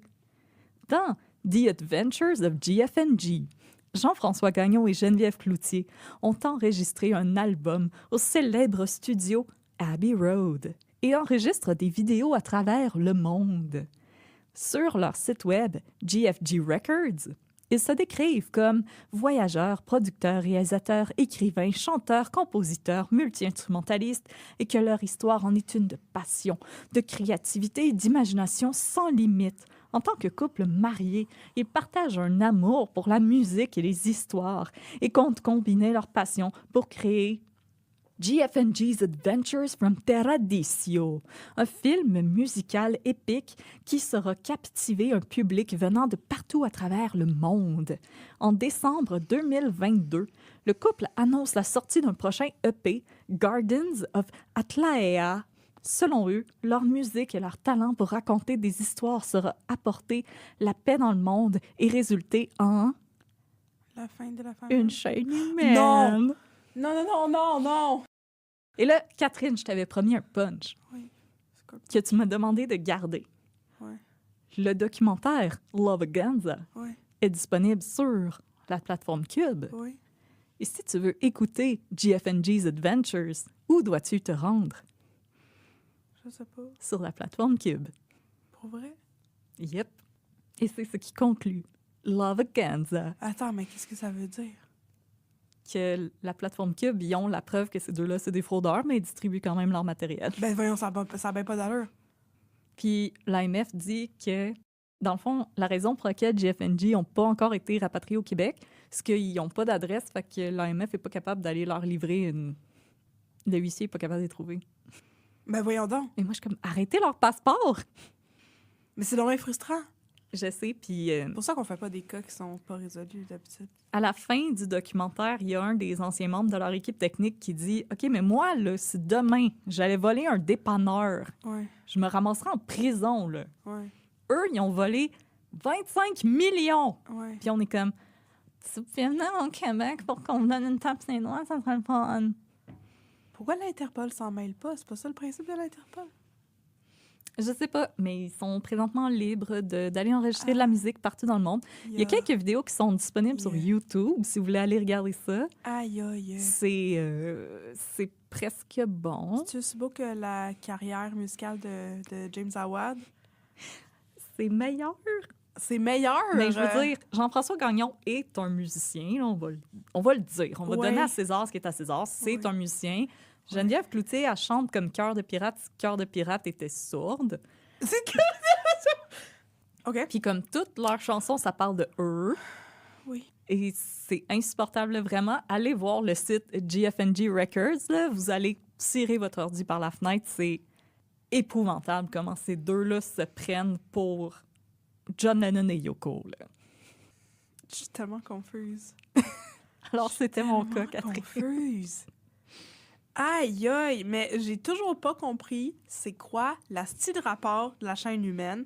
Pourquoi il y avait un cheval dépressif? Où c'est que ça s'en allait, ce projet-là? Je comprends rien pas tout. Ils avaient interviewé leur scripteur, puis Ouais. elle disait « J'ai jamais rien compris à ce qu'ils m'ont demandé, puis honnêtement, c'était vraiment plate, puis moi, je voulais juste être payée. Oui. Oui. » Puis tout le monde disait « On filmait des scènes, puis on comprenait pas trop où ça s'en allait, cette patente-là. Là. » Ça s'en va vers une chaîne humaine, puis Matt Damon. Je suis tellement découragée. Tu sais, c'est comme America's Most Wanted, là. Tu sais, ça va prendre notre podcast pour que, comme, le monde se mette à jouer à Où est Carmen Sandiego, puis trouve... Je veux dire, présentement, la plus grosse conséquence que ces deux-là ont eue, c'est qu'on est en train de rire de eux dans notre podcast. Là. C'est la plus grosse conséquence. C'est clairement la plus grosse conséquence qu'ils ont eue, oui. Par contre, vu que l'affaire est encore en cours pour pas mettre des bâtons dans les roues de la justice, peut-être pas aller les harceler sur Internet, parce qu'ils ont des comptes, ils ont un compte YouTube, là, vous pourriez aller leur écrire, mais s'il vous plaît, faites-le pas. On veut pas se ramasser dans le trou. Mais là, on sait pas du tout ils sont où, ou on sait qu'ils sont aux États-Unis encore, parce que je veux dire qu'ils Je ont pense juste... plus qu'ils sont en Europe maintenant. Ah, parce que c'est ça, j'aurais dit... L'AMF a juste à contacter le IRS, c'est comme basically la même affaire qu'ils font. Le là, IRS ça? s'était embarqué là-dedans, mais ils n'ont rien fait. Parce que l'argent avait été pris au Québec. Il y a des claques qui se perdent Mais à plein de niveaux dans cette histoire. fait que c'est ça, juste pas les harceler sur Internet, mais vous Oui. pouvez aller rire d'eux sur Internet, si vous voulez. Parce que, je veux dire, le documentaire Le Vaganza est disponible, l'épisode de J.A. est disponible sur YouTube aussi. Moi, j'en reviens toujours pas qu'on a reçu une lettre de Steven Spielberg. C'est pas ChatGPT, là. Je comprends rien. Je comprends rien de ce qui se passe dans cette histoire-là. Wow, OK. C'était vraiment incroyable. Je suis 100% satisfaite par cette histoire que j'attendais avec impatience. Merci énormément, Audrey. Ça fait plaisir. Aïe, aïe, OK. Bon, ben, on va outro cette histoire-là. Yes, sir.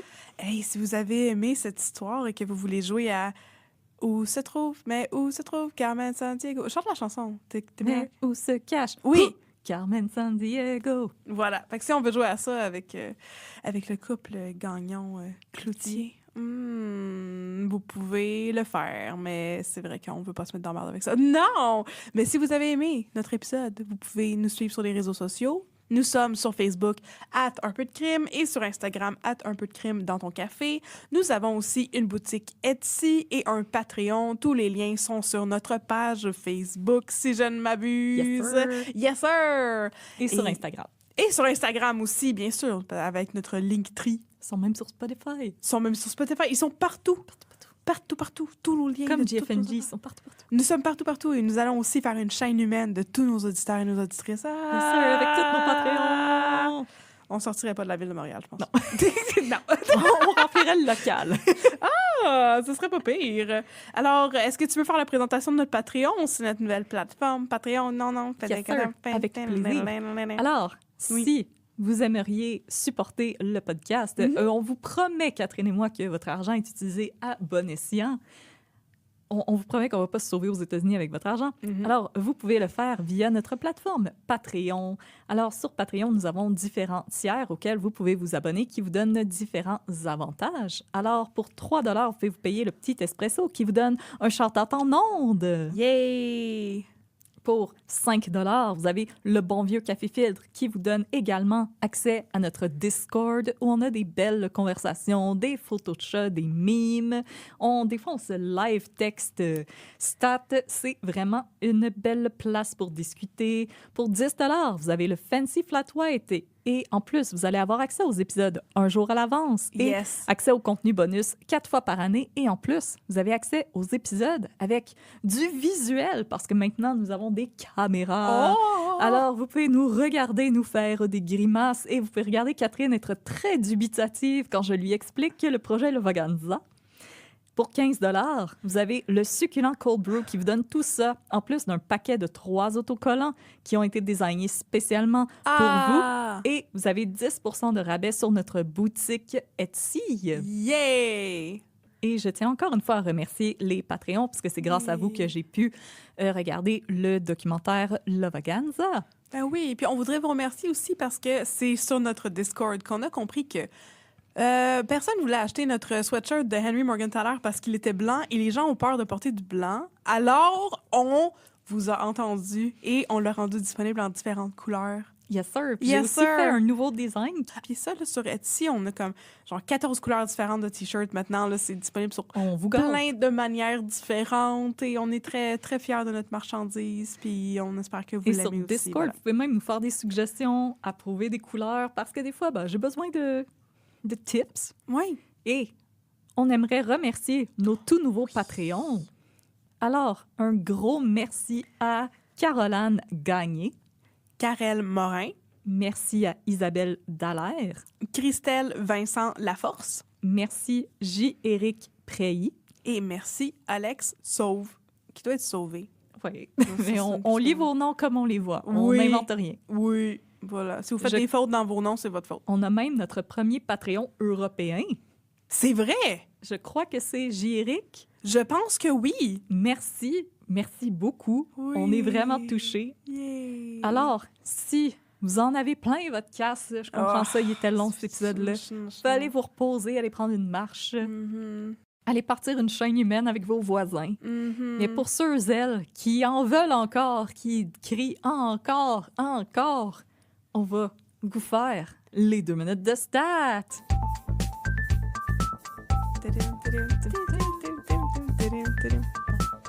Docteur Catherine, Oui. de quoi voulez-vous me parler? Ah oui. Vous avez l'air de quelqu'un qui veut me dire de quoi. Oui, j'ai quelque chose de triste à te conter. Oh, j'ai ma clean Doc- canteen. Docteur. Je sais, toi, ta clean Prête. canteen. Je suis prête. Je vais embarquer sur le vélo stationnaire.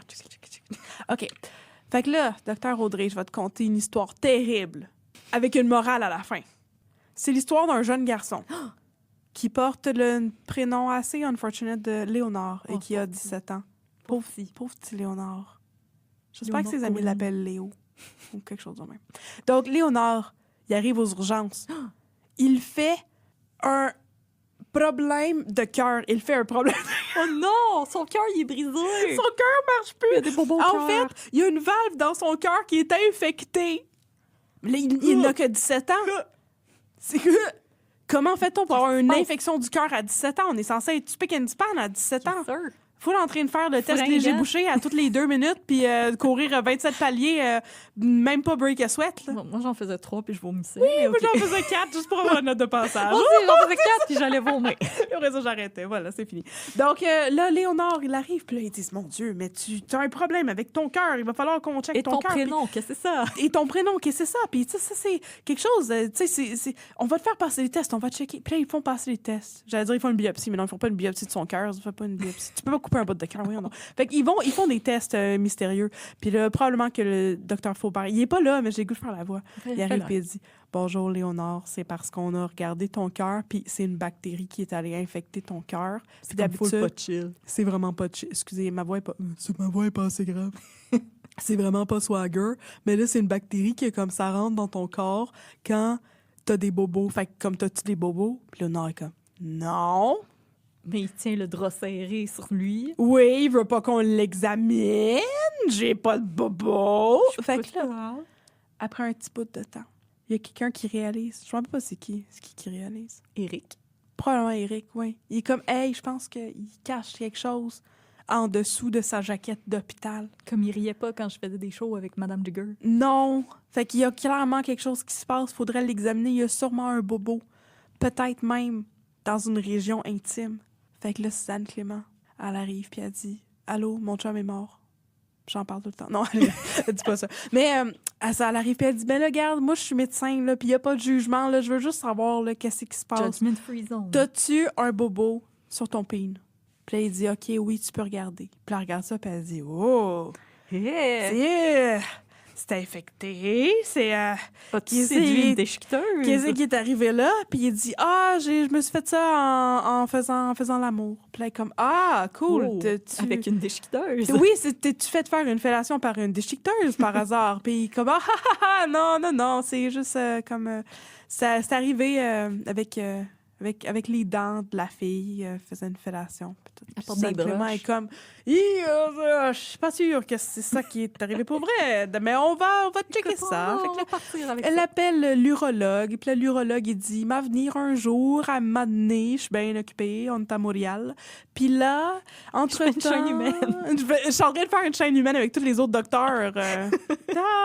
Et là, Elle va voir la chirurgienne, Isabelle, et dit « Oh mon Dieu, tu iras checker ça, là, parce que peut-être qu'on va devoir y ôter son pénis à ce pauvre garçon de 17 ans. » Puis c'est comme triste de perdre son pénis à 17 ans, mais comme, qu'est-ce qui est arrivé? T'as une vie de conquête en avant de toi. Là. Et là, Isabelle, elle va l'examiner, puis elle regarde ça, puis elle dit c'est pas vraiment arrivé en se faisant une fellation, hein? C'est pas vraiment ça qui est arrivé. » Puis comme « Non, c'est pas ça. » Puis elle dit « Ben là, ça a l'air d'être comme... une circoncision maison, ton affaire. » Puis il dit « Oui, c'est parce que j'aimerais ça être un chirurgien. » Puis t'es comme « Ah, puis t'avais le goût de te pratiquer sur ton pénis. » Puis il dit « Ah, ben c'est parce qu'en fait, j'ai couché avec une fille et j'ai eu une éjaculation précoce. Et là, sur Internet, j'ai lu que si j'étais circoncis, ça m'aiderait avec l'éjaculation précoce. Ce qui, moi, me semble être une information très toi douteuse. Et moi, on a passé beaucoup de temps sur Internet pour confirmer la chose et la chose n'a pas été confirmée. Mais je comprends pas, c'est quoi la logique de ça? Je la catch vraiment pas. Mais en tout cas, il avait lu ça sur Internet et qu'il a décidé, pour vaincre mon éjaculation précoce, je vais me circoncire moi-même. Fait que là, il a regardé des vidéos YouTube. Puis là, c'est comme quand tu regardes des vidéos YouTube de te couper un toupette, puis tu te coupes un toupette, puis il est tout croche, puis il est comme à 1 pouce de ton hairline. Mais là, c'était son pénis. Fait que Isabelle est comme, ben écoute, t'as fait une bonne job, mais don't let it go to your head, parce que là, ça s'est infecté. Puis, tu sais, pour quelqu'un qui a jamais fait ça de sa vie, c'était vraiment pas si pire que ça. Mais, tu sais, fais plus ça, puis je veux plus te revoir avec un scalpel dans les mains avant que tu deviennes un chirurgien. Avant que tu aies un diplôme. Oh oui! Puis il dit, ha ha ha ha, c'est parfait! Promis, c'est promis! Puis là, ils doivent le garder longtemps à l'hôpital parce que l'urologue, il peut pas venir parce que c'est à Montréal, puis c'est long voir un spécialiste. Il est en Mais train de faire une chenille. Le fin mot de l'histoire, c'est qu'il ne perdra pas son pénis. Ils ont réussi à le sauver. Et la morale de cette histoire est, s'il vous plaît, faites-vous pas d'opération à vous-même. Voyons donc, c'est quoi cette idée-là? Non. On va se rappeler l'épisode de Rockterio. Faites pas ça. Non, ne faites pas ça. Mais je tiens à dire que sur la page des fans de Stat sur Facebook, les théories étaient wild en tabarnouche. Elles sont toujours wild. On dirait que ce sont toutes des boomers qui ont pris des brownies aux potes avant d'aller sur Internet, qui écrivent dans les groupes de Stat. Je trouve ça hallucinant. Mais oui, toi, t'es comme « Oh, il s'est castré lui-même! Il veut devenir une femme! Une femme! J'étais comme les nerfs, la transphobie, les nerfs. Il s'est probablement mutilé l'intérieur des cuisses. C'était fou, les commentaires. C'était fou raide. Wow. Mais là, s'il y a des gens qui s'appellent Léonard qui nous écoutent, c'est un joli nom, c'est le nom de Léonard Cohen. C'est vrai. S'il y a des jeunes qui nous écoutent, ça arrive, une éjaculation précoce au début. Vous allez vous améliorer, vous allez prendre de l'expérience. Oui. Inquiétez-vous pas. Aussi, la vie personnelle des gens, c'est pas des raisons pour faire des blagues. Laissez les gens tranquilles. Il y a personne à 17 ans qui est un dieu ou une déesse du sexe. On va se calmer. OK? 100%. Il y a un learning curve et c'est très correct. Et s'il vous plaît, respectez les limites des autres. Ben oui, absolument. Puis je veux dire, ça arrive pas juste au début, ça arrive à n'importe quel moment. Ça peut arriver n'importe quand. À n'importe quel âge, dans n'importe quelle situation, les éjaculations précoces, là, c'est pas grave. C'est pas grave. Il y a un learning curve qui est pas lié à l'âge, qui est aussi lié au partenaire. Là. Je veux dire, tu peux avoir 40-50, faire un nouveau chum, puis que ça prend une couple de semaines avant que le sexe soit intéressant. Là. C'est correct. Tu connais pas l'autre personne, c'est normal. Puis il y a des spécialistes de la santé, il y a des techniques pour ce problème-là. Alors, s'il vous plaît, n'allez pas vers les méthodes drastiques, c'est pas nécessaire. Voilà. C'était mon petit PSC. C'est un beau PSC. C'était mon PNSC. Ah, je pense que je vais aller m'acheter un autre café à la cafétéria de l'hôpital. Yes, sir. Let's go, mon chum. Partner. Docteur Catherine. Docteur Partner. Docteur Partner. Stat. Merci tout le monde. Merci.